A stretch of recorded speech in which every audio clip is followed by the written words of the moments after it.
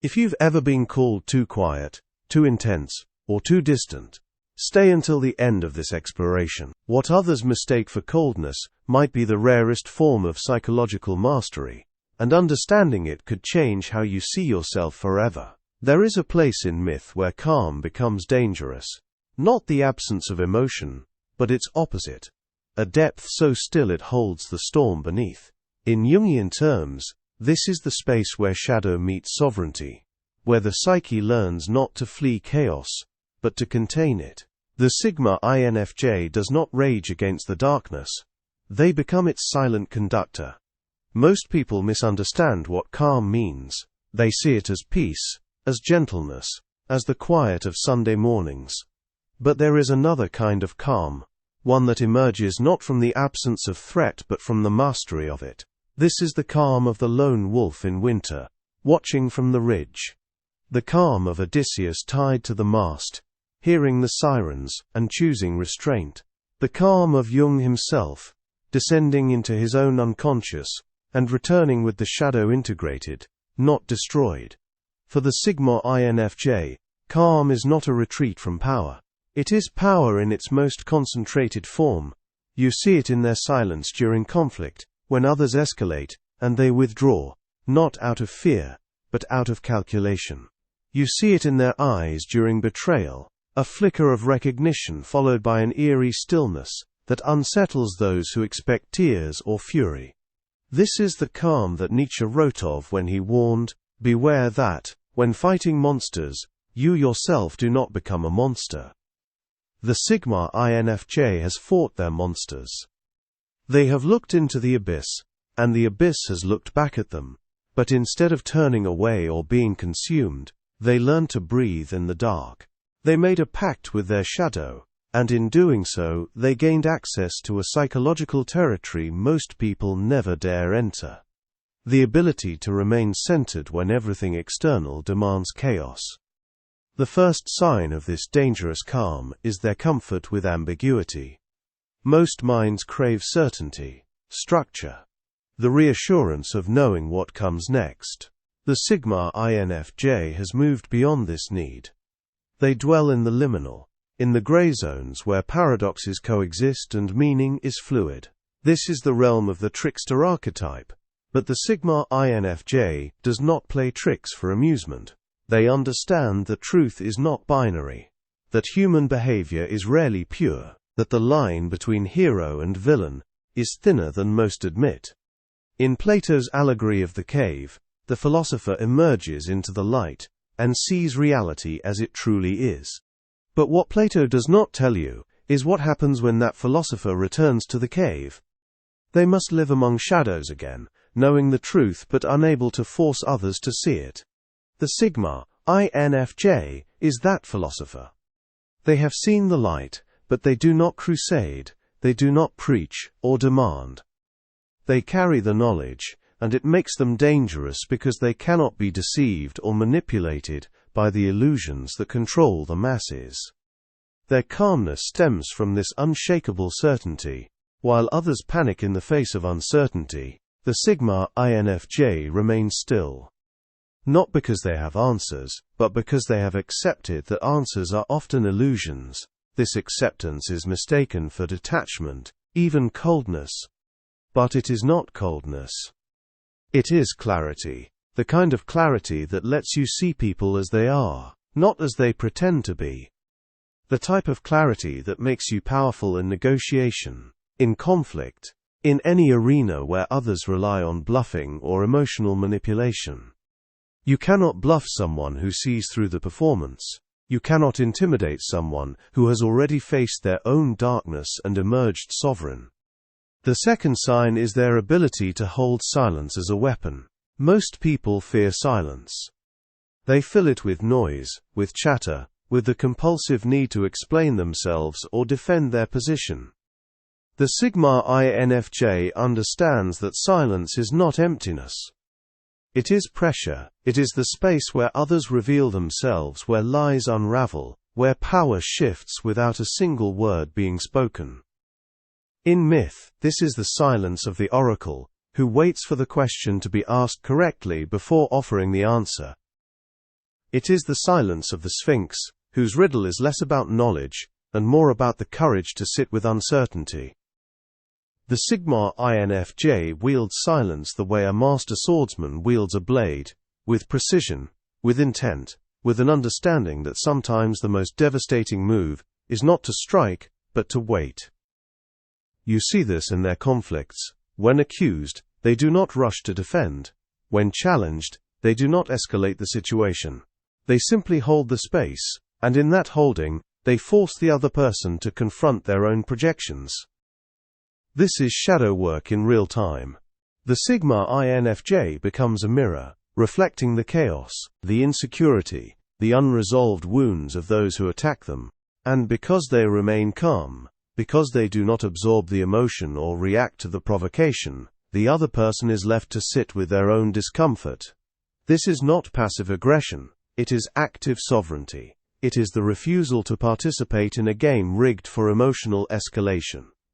Jung called this individuation, the process of becoming whole by integrating all parts of the self, including the parts we dislike or fear. The Sigma INFJ has done this work.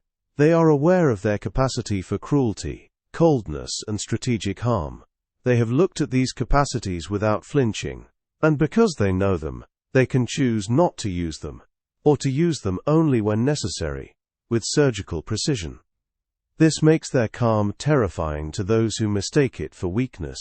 When the Sigma INFJ finally speaks after a long silence, their words land with the weight of inevitability. They do not argue, they state. They do not convince, they reveal. And often, what they reveal is a truth the other person has been avoiding, a pattern they have been denying, a wound they have been projecting. The calm is dangerous because it strips away pretense. It refuses to play the roles others need you to play. It stands in the center of the storm and does not bend. The third sign is their strategic withdrawal. The Sigma INFJ does not fight every battle. They do not engage with every provocation. This is not avoidance. It is an economy of force. They understand that energy is finite, that attention is currency, that some conflicts are designed to drain you, not to resolve anything. So they withdraw. Not in defeat, but in strategy. This is the move of the wanderer archetype, the one who walks alone, not because they cannot belong, but because they choose when and where to invest their presence. In Greek mythology, Odysseus is celebrated for his cleverness, but his greatest strength is his patience. He waits 10 years to return home, endures insults and trials, and bides his time in the court of the suitors who have overrun his house. And when the moment is right, when he has assessed the terrain and gathered his resources, he strikes with total precision. The Sigma INFJ operates on this logic. They withdraw from toxic environments, from relationships that demand performance, from systems that try to control them, but this withdrawal is not passive. It is an act of preservation and preparation. They are not running. They are repositioning. And when they return, if they return, it is on their terms. This calm in retreat confuses people. Society valorizes the fighter, the one who stands their ground no matter what, who never backs down, who makes a show of their resistance. The Sigma INFJ rejects this theater. They know that sometimes the most powerful move is to disappear, to let the chaos exhaust itself, and to allow others to reveal their true nature in your absence. Nietzsche wrote, "One must still have chaos in oneself to be able to give birth to a dancing star." The Sigma INFJ has chaos, but they do not let it rule them. They do not perform it for an audience. They hold it in the dark, in the private laboratory of their psyche, and they transform it. This transformation requires solitude. It requires the willingness to be misunderstood, to be called cold, aloof, or disengaged. The Sigma INFJ accepts this misunderstanding as part of the price of sovereignty. They would rather be alone and whole than connected and fragmented. The fourth sign is their ruthless prioritization of inner alignment over external approval. Most people are ruled by what Jung called the persona, the mask we wear to be acceptable to others. We tailor our behavior, our speech, and our very identity to fit the expectations of our family, culture, and society. The Sigma INFJ has burned this mask. Not in rebellion but in recognition, they have realized that the cost of the mask is the loss of the self. So they choose differently. They choose to honor the quiet voice inside, even when it leads them away from what others expect or demand. This is the hero's journey, but without the fanfare. The Sigma INFJ does not announce their departure. They do not justify or explain. They simply leave the cave, walk into the wilderness, and begin the work of becoming. This journey is lonely. It has to be. Individuation, as Jung describes it, is a solitary process. You cannot integrate your shadow in a crowd. You cannot face your deepest fears while performing in front of an audience. The Sigma INFJ understands this, and so they retreat into themselves, into books, into nature, into the quiet spaces where the soul can speak without interruption. What emerges from this process is a person who cannot be easily controlled. Their sense of worth is not tied to external validation. Their identity is not dependent on roles, titles, or relationships. They know who they are, and that knowledge makes them dangerous because it empowers them. You cannot manipulate someone who does not need your approval. You cannot guilt someone who has already chosen their own path. You cannot shame someone who has integrated their shadow and accepted their flaws as part of their wholeness. The calm of the Sigma INFJ is the calm of someone who has done the work, who has faced the dragon in the cave, and claimed the treasure not of gold, but of self-knowledge. This calm is unshakable, because it is not based on circumstances. It is based on an internal center of gravity that no external force can destabilize. The fifth sign is their ability to hold paradox without disintegration.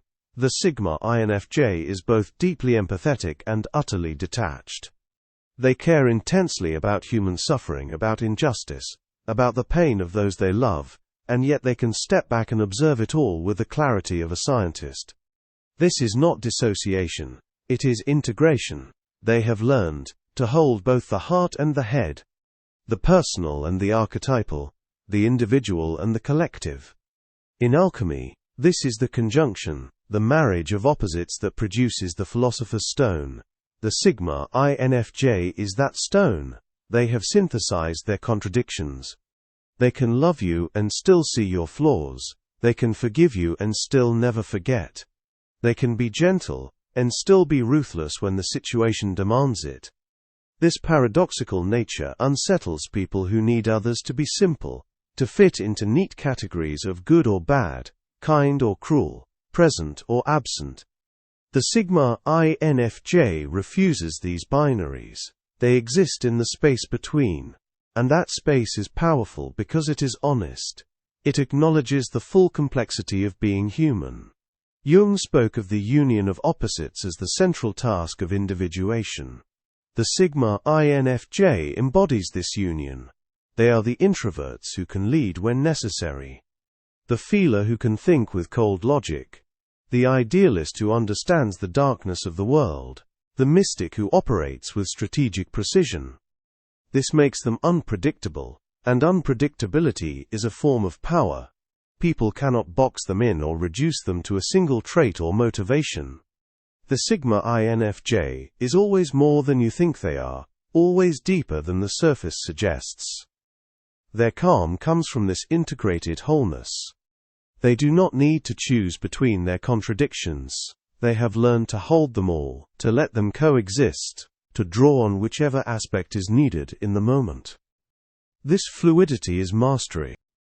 It is the mark of someone who has done the psychological work of integrating the self, who has descended into the underworld and returned with the treasures of the deep. The sixth sign is their acceptance of aloneness as sacred, not as punishment. Loneliness is the fear of being alone. Aloneness is the embrace of solitude as a chosen state. The Sigma INFJ has crossed this threshold. They do not fear being alone because they have discovered that solitude is where they are most themselves. This is the archetype of the hermit, not in the sense of isolation from bitterness, but in the sense of withdrawal for wisdom. In tarot, the hermit carries a lantern, a light that guides not just the self, but also those who come seeking. The Sigma INFJ is that hermit. They retreat into the dark to find the light, and what they bring back is not just personal insight, but a kind of universal truth that resonates with anyone who has ever felt like an outsider, anyone who has ever questioned the scripts they were handed, anyone who has ever wondered if there is more to existence than the surface story. Their aloneness is productive.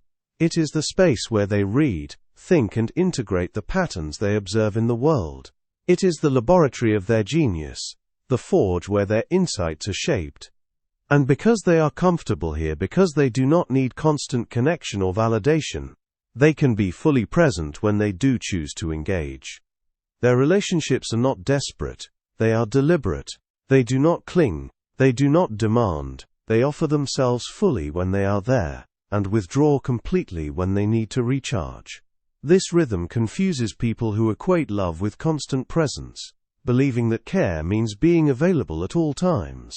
The Sigma INFJ rejects this belief. They understand that true intimacy requires space, that you cannot truly know another person if you are always entangled with them, that clarity comes from distance as much as from closeness. Their calm in aloneness is the calm of the monk in meditation, of the artist in the studio, of the philosopher on the mountaintop. It is not lonely, it is full of thought, of creativity, of the slow work of self-becoming, that cannot be rushed or shared. The seventh sign is their refusal to perform their pain. Most people, when hurt, make it known. They cry, they rage, they seek comfort and validation from others. The Sigma INFJ does the opposite. When wounded, they go silent. They retreat into themselves, process the pain in private, and emerge only when they have integrated the lesson. This is not repression, it is containment. They understand that pain is a teacher, that suffering has a message, and that message can only be heard in silence. In myth, this is the archetype of the wounded healer, the one who has been broken and has learned to heal themselves, and in doing so, gains the power to heal others. The Sigma INFJ is that healer. But they do not advertise their wounds. They do not make a spectacle of their suffering. They carry it quietly, like a stone in the pocket, a reminder of what they have survived. This refusal to perform pain is dangerous, because it denies others the satisfaction of seeing them broken. It refuses the role of victim. It refuses to give power to those who hurt them by showing that the hurt landed. Instead, the Sigma INFJ absorbs the blow, metabolizes it, and transforms it into wisdom. When they speak of their pain, if they speak of it at all, it is not as a plea for sympathy but as an offering of insight. They tell the story not to say, "Look what happened to me," but to say, "Here is what I learned in the dark, in case you find yourself there too." This is the essence of their dangerous calm. It is not the calm of someone who has never been hurt. It is the calm of someone who has been shattered and reassembled themselves piece by piece, who has walked through fire, and emerged not unscathed, but unbroken. They know that pain is temporary, but the self is eternal, that wounds heal, but character is forged in the healing. And because they know this, having lived it, they do not fear suffering, they respect it. They understand it as part of the human condition, as the price of depth, as the cost of caring, in a world that often fails to care back. Their calm in the face of pain is the calm of acceptance, not resignation, but acceptance. The understanding that this too is part of the journey, part of the myth they are living, part of the story that will one day make sense when all the pieces are assembled and the pattern is revealed. The final sign is their awareness that their calm is not weakness, but the ultimate power move. They know what others do not, that in a world addicted to noise, silence is revolutionary. In a culture that rewards reaction, restraint is radical. In a society that values loudness, the quiet voice that speaks truth becomes unforgettable. The Sigma INFJ does not compete on the same terms as everyone else. They do not try to be the loudest, the most visible, the most celebrated. They operate on a different frequency, one that most people cannot even perceive until they are ready. This is the frequency of depth, of authenticity, of the kind of power that does not announce itself but simply is. Jung wrote that the privilege of a lifetime is to become who you truly are. The Sigma INFJ has claimed this privilege. They have shed the masks, integrated the shadows, faced the archetypes within, and emerged as a singular self-authored being. Their calm is the calm of completion, not in the sense that they are finished, but in the sense that they are whole. They do not need to prove anything. They do not need to win arguments, accumulate followers, or build monuments to their ego. They need only to be, to exist fully in their own skin, to honor the depth of their experience and the sovereignty of their path. This makes them dangerous because it makes them immune to the usual forms of control. You cannot shame them into conformity, you cannot seduce them with status. You cannot frighten them with isolation. They have already walked through all of these and found themselves on the other side, intact and empowered. The world needs people like this. People who can hold the center when everything is falling apart. People who can remain calm when chaos demands panic. People who can see clearly when everyone else is blinded by fear, desire, or the need to belong. The Sigma INFJ is that person. Not by choice necessarily, but by the nature of their journey. They have been to the underworld, they have sat with the shadow. They have emerged with the knowledge that darkness is not the enemy, but the forge, and that the soul is tempered not in the light but in the fire of its own becoming. Will you recognize this calm when you encounter it, or will you mistake it for coldness, for distance, for something less than the quiet mastery it truly is? If this resonated with you, if you recognized yourself in these shadows and silences, subscribe to continue this journey into the deeper territories of identity and archetype. These explorations are for those who think differently, who feel the weight of their own depth, who understand that the most profound truths are rarely spoken aloud. Leave a comment if something here resonates with you, if you've walked this path of dangerous calm and know what it means to hold power in stillness. Others like you are here, listening in the quiet spaces between the noise. Join us.